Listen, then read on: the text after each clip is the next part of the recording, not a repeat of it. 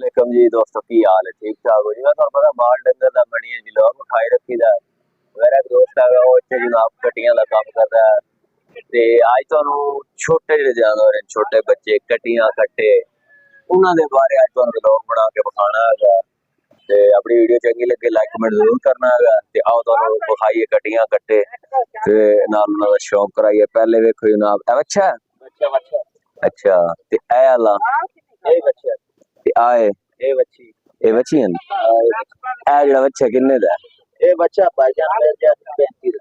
35,000 दा ते आ दूसरा जेड़ा बच्चा ए हां ये टाइम पे भाई वीडियो में आप दिखा सकता अच्छा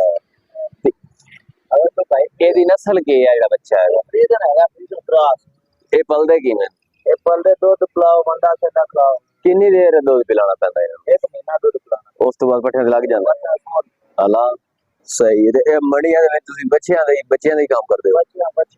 ए बच्चे को क्यों बेच रहे हैं कौन बेच रहे हैं एक कराची वाले बच्चे को रहना पास कराची पहुंच अच्छा भी कराची वाले जेने बेच रहे हैं पर तुसी खरीद कर लेंदे हैं अच्छा अच्छा पिंडा थावां ते तुसी फिर बेचदे ते मंडी दे विच कितने दिन यानी कि तुसी रहंदे हो मंडी के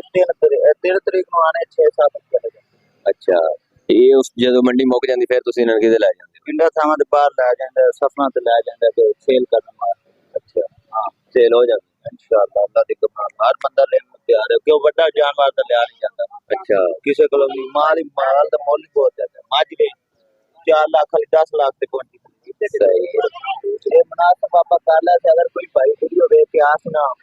उन मुनासिब कर ले अच्छा सही है ते तेरा नंबर क्या है 0309092888 सही ये कितना का माल बोल रहा माल अपने को बाद जिस टाइम भाई रिकॉल कर सना बाद माल जेड़ी शय लेनी कट्टियां कट्टे बछियां बछे हर शय मौजूद है सही हो गया लो जी जनाब तुसी देख रहे हो बछियां बच्चे महंगे जानवर होंदे ते ए पल जांदे दूध महीना पिलाना पैंदा उस तो बाद पट्ठे पवा के ते वंडे ते ला के ते ए तुहानू विखाने कि ना दे कोल बच्ची जेड़ी पल्ली खलोती ओ तुहानू विखाने ए बच्ची जेड़ी है भी तुसी रखी हुई है ये भी रखी है ये सांभी है भाई जाना छोटे फला दो 3 महीने बाद दूध पिलाना अच्छा ते माशाल्लाह बड़ी प्यारी हो गई है बच्ची है ये छोटी सी एक दिन अच्छा तुसी आज पाल ली हां जी वेरी गुड भाई ये हुन सोण वाली है छोटा दे बड़े होंदे नहीं ये सेल करने वाली कुर्बानी वाली अच्छा कुर्बानी वाली है दोंदी लो ये दोंदी होगी लो ये चाचा सन मिल पे है भी छोटे जानवरों का जेड़ा कारोबार करते हैं। अस्सलाम वालेकुम चाचा वालेकुम सलाम की हाल है ठीक हो सुनो तुसी जानवर जेड़े लेंदे हो इन्हां किदे लेंदे पूरे बार पिला पुला दे दीते लोकां नु अच्छा हां कितनी देर के कारोबार बाद 20 साल तो कर लांगे इन्हां बच्चियां बच्चे मशवरा भाई ये सस्ते होंदे नहीं कीमे होंदे को मशवरा देना चाहिए सस्ते आजकल तो माल महंगा ही है 16 ना कट्टा सही 20 दी कट्टी सही तो बच्ची मिल गई 25 दी 30 दी सही है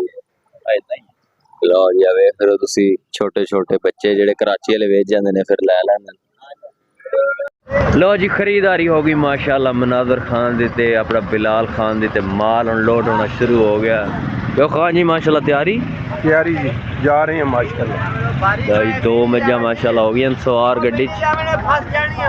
ते और तीसरी मज भी आ रही है खाने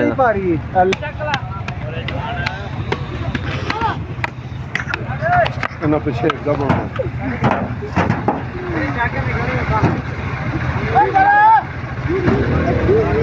गावा इस विच पोसन गावा परली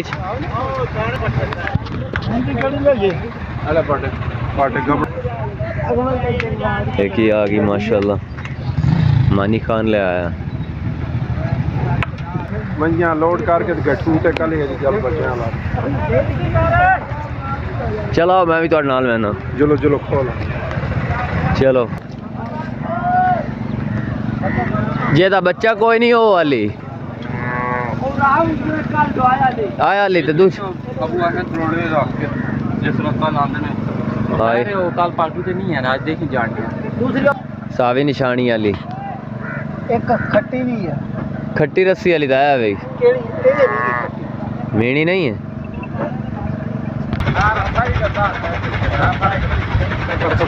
बड़े तंग करन लग गई मज्जां ने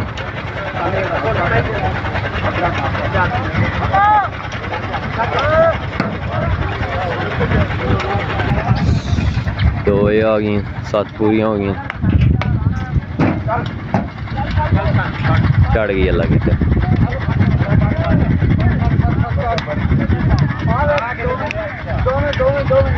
दो में ही चाड़ो बहुत तंग कर रही है भाई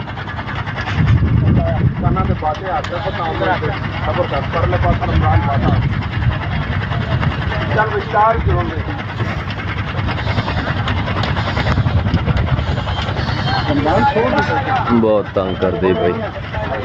चढ़ती पी है चढ़ गई तो लो जी इत्थे हो गया साडी वीडियो का इख्तिताम ते कमेंट सैक्शन में दसो तुसी अगली वीडियो कहती हो लाइक सबसक्राइब जरूर करना अल्लाह हाफिज़।